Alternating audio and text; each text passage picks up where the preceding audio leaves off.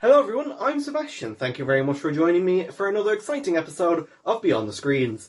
Today we've the rising stars from the recently released movie The Hate You Give. Me, Amandla Stenberg, Regina Hall and Lamar Johnson.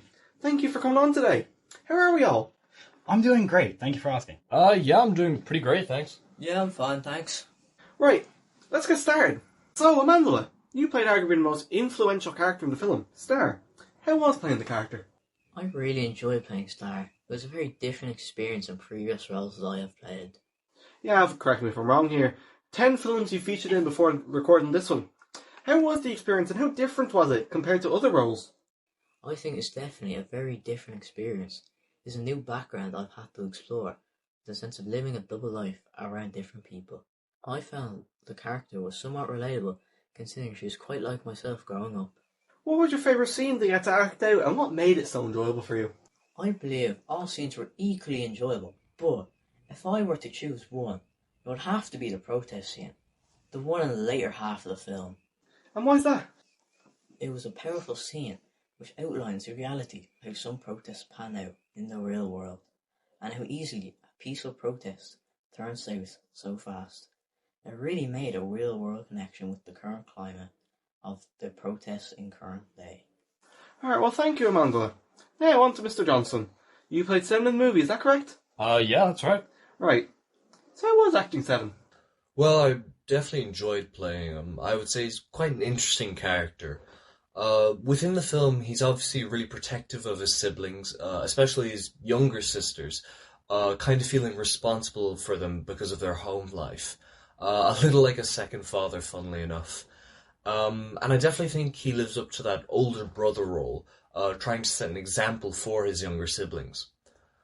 I also think he goes through a lot of difficulties, similar to Star, which the audience doesn't really get to see, being a story told from Star's perspective. So do you think if the story wasn't told from Star's perspective, it would shine a light on his experience and the experiences of other characters? Oh, definitely. The audience only gets to see the story through her eyes, so they miss out on moments of difficulty that other characters face, which help explain their thoughts and actions throughout the film. I think if the audience were shown more than just Star's viewpoint, they'd get to see much more of the struggles which Seven, or really any other character within the film, face. Right, going back to something that you mentioned before, you mentioned that Seven had a complicated family dynamic. Do you want to elaborate a bit more on this? Yeah, going back to his relationship with his sisters, he acts more parental because of that environment at home with King.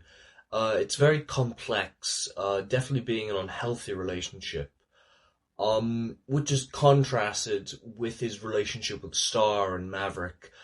His family, where he's just a lot more relaxed and just an older brother. It was a very interesting dynamic, which just made him really fun to act out. I mean, it did translate over to us as looking very fun. Well, thank you very much, and we'll move on to Miss Hall to round things off here. The character you played, Lisa, was seen as the regular in the family and wanted to move them up in the class structure. Do you think playing out the character was enjoyable, or did you find it difficult? I did enjoy playing as a mother figure for the family, and liked being more a parental figure, keeping Star, Seven and Sakani in a good education, while Maverick kept the family safe from the dangers of the world. How would you say your character would feel seeing Star's progression throughout the film? I feel like Lisa Carter would be proud of Star, that she went from being a very shy, quiet person, not wanting the limelight, to divert from her old self and wanted to speak up about the murder case of her friend and racism. Alright, well thank you, Miss Hall. Now, a word from our sponsors. Dear listener, would you like to support the local Irish community and pick up some finely crafted home appliances and decorations? Then look no further than Cork Creations, an up-and-coming company which sells everyday products made from recycled corks. Some which include cork coasters, nice dining table decor, along with our seasonal cork reindeer and snowmen, fine ornaments for your Christmas tree, and so much more. So please, check out these fantastic items at corkcreations.com and treat yourself and your family this year. Now, back to the interview. Right, well welcome back from the ad break, and we're just going to finish off today with a couple of collective questions for the three of you. Right, do you think the release of the movie was scheduled at a bad time, especially seeing the current climate in the United States? I think the movie was released at the perfect time, considering the circumstances and political state of America. I think it came out when people needed an example like this movie, and when people needed inspiration.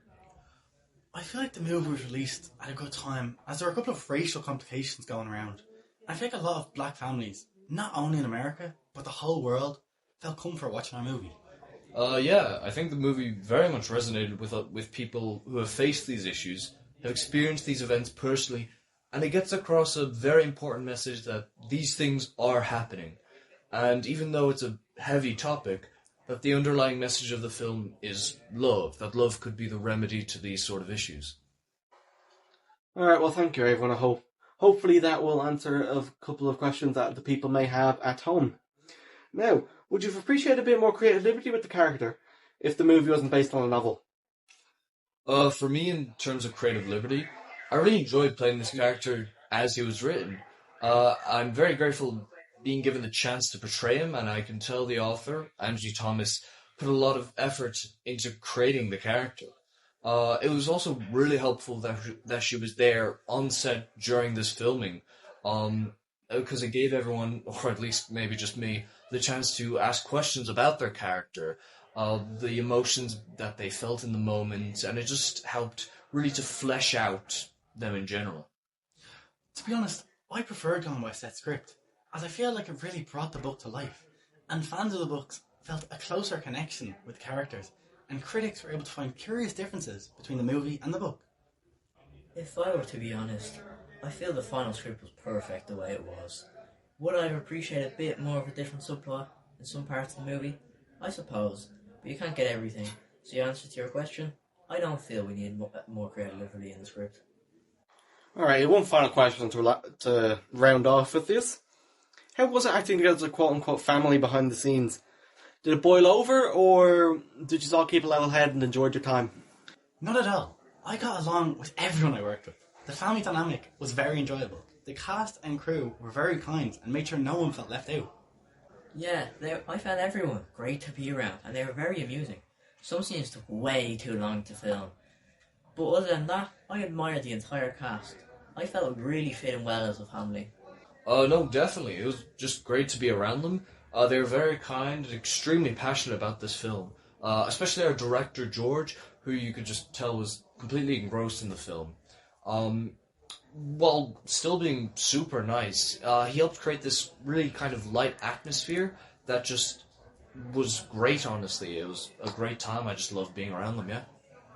I think that's time to wrap us up. I hope you enjoyed coming on today, but do you have any other comments that you'd like to make?